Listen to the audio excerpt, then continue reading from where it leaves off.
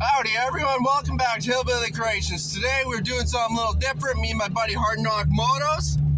We are going to pick up another project, and the reason why we're picking up another project is because I will show you when we get back to the shop. The next right onto I blew up my motor in the Jacobsen. Motherfucker looks like he shot with a 25 ACB out of 1911. I blew a hole through the block like an idiot. But hey, that's the point of the game. If you're not breaking something, you're not having fun and enjoying it, right?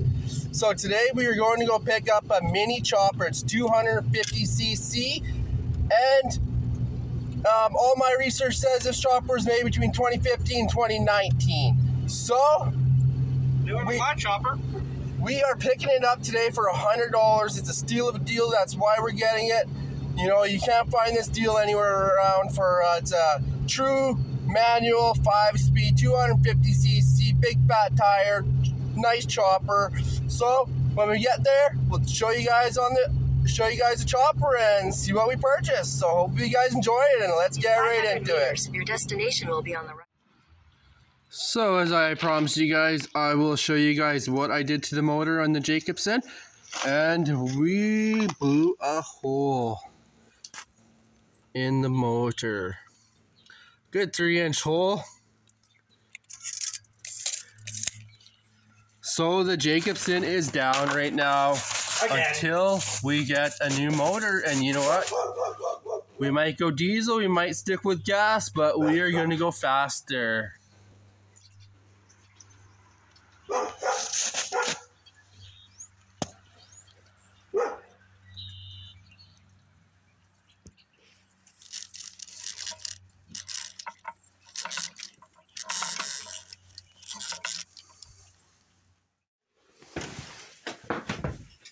Okay guys, we are back in the shop, and we're going to go do a little rundown on the new purchase we did today, and maybe a little rundown on my other build that me and Hard Knock Motos picked up a little while back. So today, this is the chopper we just picked up. It is between, like I said in the earlier video, it's between 2015 and 2019. Picked up for $100, not bad, needs some TLC. TLC, this needs a tire overhaul. But it's something that we're good at and we like to do is rebuild things. We're going to get this thing custom to our liking, and hopefully you guys enjoy it. I personally think this thing should have flash. Like, bring some bling out into it. Like, I'm talking about some vibrant colors sticking out of it. Completely grind out a frame to bare metal. Do a whole new paint job on there. Get some metal flake in there. Like, really kind of make it pop out. Because you got the nice ghetto bar hopper there. I think since this one has such a radical tank to it, we are probably going to have to fabricate them up a new seat pan. And obviously we need a new fender before grinding our asses off.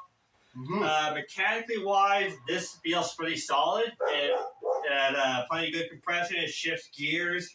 But as you can see, we don't have a drive chain to the rear wheel, so that's going to be on the list. We also got to rebuild the entire top portion of the forks here. New top clamp, triple trees, hand controls, and have to hit the wiring. Yes. Oh, baby. So we'll give you guys a little rundown on the bike, and we'll show you guys. Okay guys, so this is the bike. It is a 250cc 5-speed fully manual. Really good compression in the motor. It's dual cylinder, dual exhaust. True rigid. Nice big fat rear tire. And to give you guys a little sense of scale, I'm about 5'10", 5'11", and I can actually still have my leg kind of comfortable on these controls here. So even for a lankier person, someone can still actually ride this. And then when you do a rake job, you gotta take into consideration what's called drop and flop. So if you set up your rake right, where the trail and the rake have a good equilibrium, you should be able to steer your tire. We can't really do it now because it's flat. But when you have air in your tire, you start steering the tire, and it wants to do that on you. That's called drop. So that's why when you hear some people talk about the choppers, how much of a bear it is to ride. So you gotta imagine you're taking a turn, like say something slow, and this drops on you, you're dropping to the floor. What you want to do, you should be able to have full control with one hand going through the turn. So you should be able to have your tire on that angle, this angle, and vice versa without the front tire leaning or favoring one side, so you don't have to wrestle with it when you're going through the turns. But I think they did a decent job. Not a very good weld though, but a decent job at that. But the weld we can fix up ourselves. We'll make that weld nice. Yeah, they did a pretty hack job on the weld when they did the rake. That is actually, it looks like they just got a stick welder for the first day and they just started using it. But 1 rod, 2 rod, 3 rod, 4 rods. Oh yes. I can't say shit because I suck at stick welding too, but we'll make this thing look nice and safe and solid. So Hard Knocks, what do you think of the new purchase? well, like I said, you can't argue with the price badge. There's obviously going to be some tedious work. That's probably what's going to be the biggest bear for this is the tedious work, like the seat pan. Obviously, if you guys can take a close look right here. The triple trees are actually busted, and they have to zip tie the bolt back on. So this whole triple tree ensemble has to go. Like, we don't even have a top mount over here anymore. The hand controls are. So a lot of them are going to be small and tedious.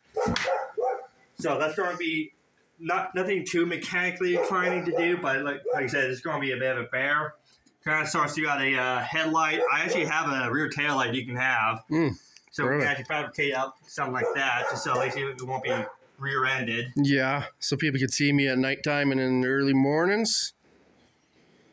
And we also, I also like to go over the exhaust, see how they have that assembled. It looks like they're just sticking out on each end here. So it doesn't really have a very nice finish here. They're not even even. This one almost had like a 1/2 inch, 3/4 inch extra length to it. Drop down, this one's high. So I like to go over the exhaust. And also just run over the brakes, everything, change out the pads. The rotors actually look really nice. They do. Like, I honestly don't think they rode this thing very much.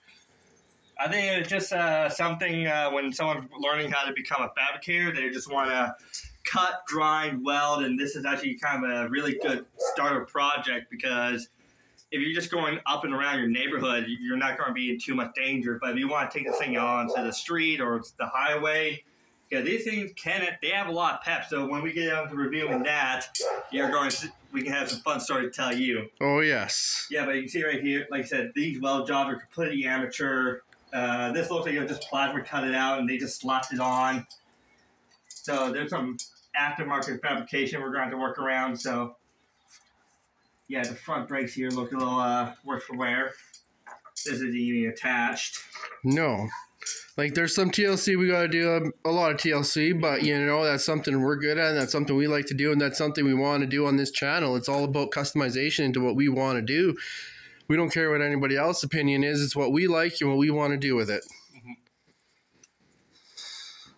But if you have any ideas how you guys would like to sparkle this up or bring this back to life, let's hear your ideas. Maybe we can go for a whole new gas tank, do a really radical rear fender because we've got so much landscape here we can work with. We can have it running right down low, cholo style. We can have it right up tight, like a traditional chopper. We can do it complete. We have all this real estate we can work within. We might even just do like a spring solo seat. Who knows? Leave in the comments. Get some ideas going. Yeah, comment, give us lots of ideas, and you never know, we might take your guys' ideas and make something out of it. If you can't think of anything, share it. Share it on Facebook, Instagram, Twitter, whatever you got, and maybe their ideas will come in the video down the road. Yep. Okay, guys, and as I said, I'm going to do a little review on my other bike. As you guys seen in my last short I did, I was stunting with this bike, and I never really explained this bike. So this is a 2003 Pegsta. It's a California cruiser. It's designed to cruise along the beach and just around campsites and have fun with it. It is, I do believe it is a 110cc, but all my research says it's 50cc, but it's up in the air yet. So this thing is fully customized. It's bobbed out. Me and Hard Knock Motos went and picked it up there last summer, I do believe it was. We got this thing. It was silver with shitty flames. Yeah. Yes. And the flames weren't even painted on. It was stickers. And so we took this thing, sanded it down, did it flat black, blacked it out. Hard Knock Motos gifted that seat to me, and I appreciate that, buddy. That seat is a lot more better. Yeah. And you know, you're riding along the highway and along the road with a little bit of Harley with you. So little truck culture right there. Keep it simple. yeah, and simple is the way. It's good to keep it a little simple because, you know, it's easier to work on that way. Yeah, there's actually very little we really need to say. There's no gears we have to go through. It's already kicked and hit the throttle. That was a bit of a tedious experimenting when we first got it. First got it, I think I was doing about 60 when we were test riding, about 60 to 80. So we went through a variety of carburetors and intakes and filters to find the right blend for the air-fuel mixture, and also different angles where the air filter was sticking out. Yes. But after that, I was able to take the thing up onto the highway, doing about 80 kilometers an hour. I'm going to make you do the transition. Edit that in, asshole. But yeah, it's actually it's very, very, very light. Like, it can, straight enough, when something this light, it's so easy to get away from you. It is. It's like right from underneath you. It has no resistance under its own weight or operator's weight. And I learned that the hard way when we finally got the right carburetor on it and the right air filter. We had it up into the gravel pits there, and I kicked it over. I was trying to find that nice little sweet spot. Things just launched. I was fishtailing, and the entire thing actually launched my ass like about 3 feet off the bike. It was funny. Trust me, it was funny. You guys should have been there to see it. But yeah, there's very little that really needs to be done to this bike. Like, it's ready to go as is. Maybe some accesses or like a sissy bar on it if you want to. A different rear fender to prevent road spray from coming up your back and into at least my hair. Yeah, and I do want to get a fender fabbed up for that, and there's a couple other things like I got to do to the bike still. Like, I put all new controls on it, and we still got to do all the wiring and put a new wire harness on there and everything like that, because this bike actually is electric start too. It's not just kickstart. So if your kickstart is better, it's more reliable because you don't have to rely on a battery. You just got to rely on your engine. So I'll give you guys a little walk down around this bike. So as you guys see, this bike, when we first got it, we don't know how long it was sitting for. It was pretty rusted. All the components were corroded. Carburetor was dirty. Everything was dirty on it. But we got it cleaned up, and it's actually, the engine's looking pretty good. It runs really good. All brand new seals. Everything's been done to this motor. This bike is ready to roll. And you never know, I might be putting a feeler out there once it's done, just to see what people offer me for it. And someone offers me the right price, you know, they might end up with the bike. So if you guys want to shoot me offers, you know, I'm located on Vancouver Island. Let me know what you guys feel like the bike is worth, and we might be able to work out something. And you were saying something, Hard Knock?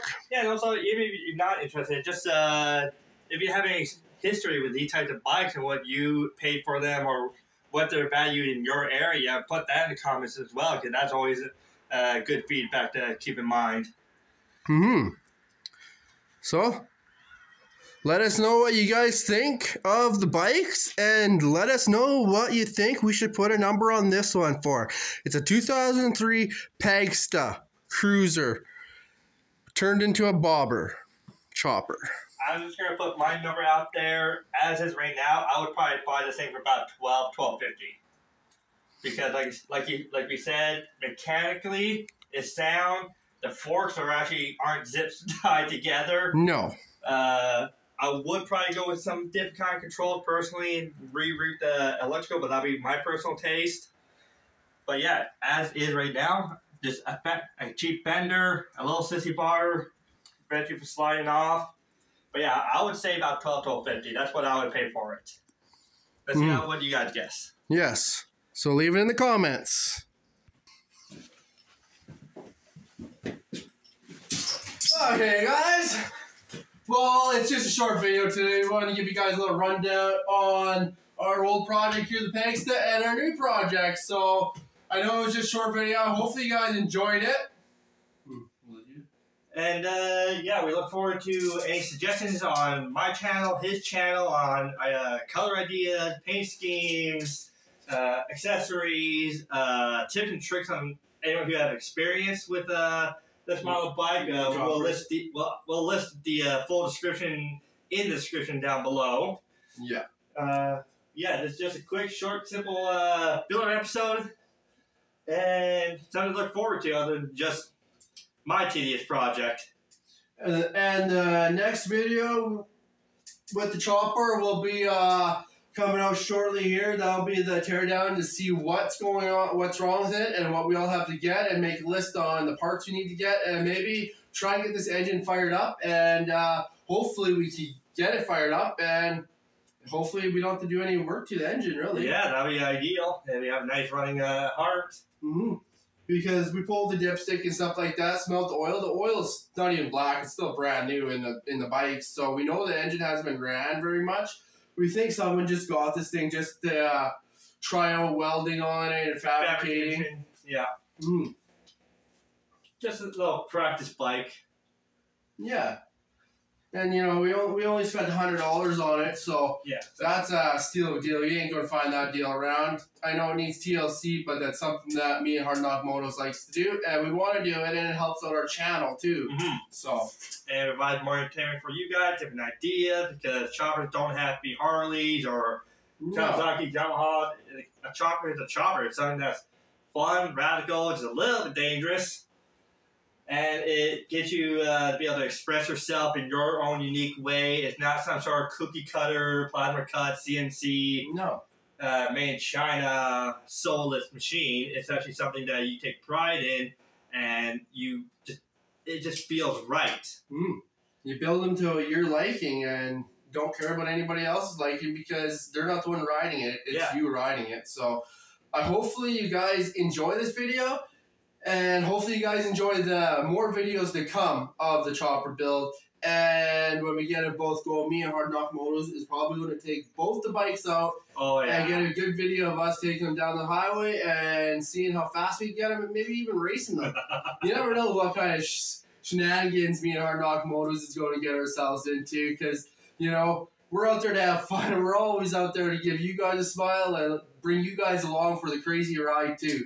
So make sure you like, subscribe, even share the videos. It always helps out. And make sure you go to Hard Knock Moto's channel. His description will be in the description below. His channel will be. And always go over there and send him the love, the respect, and like and share his videos because you guys will be surprised on his builds too because they're pretty crazy.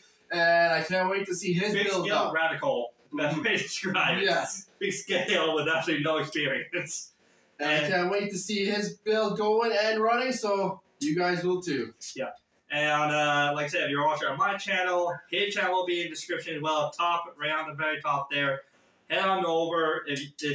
Like I said, he does not only mud mowers, he does everything from like homesteading, chopper builds, just general shenaniganeries like we always do, getting stuck or spending 2 days looking for your goddamn keys. Yes, it was a while.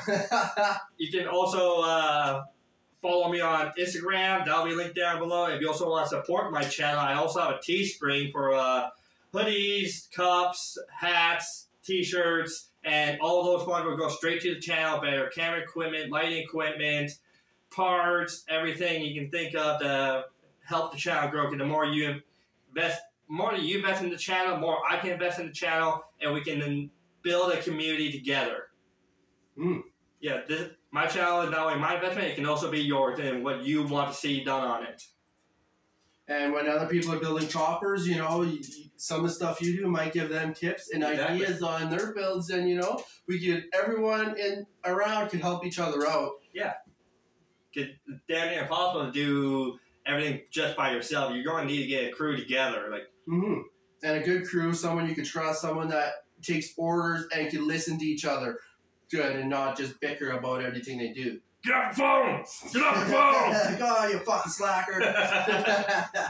Anyways, thank you for watching, and we'll see you on the next episode. Yes, thank you all for watching, and hopefully y'all take care, and we'll see you guys on the next episode. Cheers. Cheers.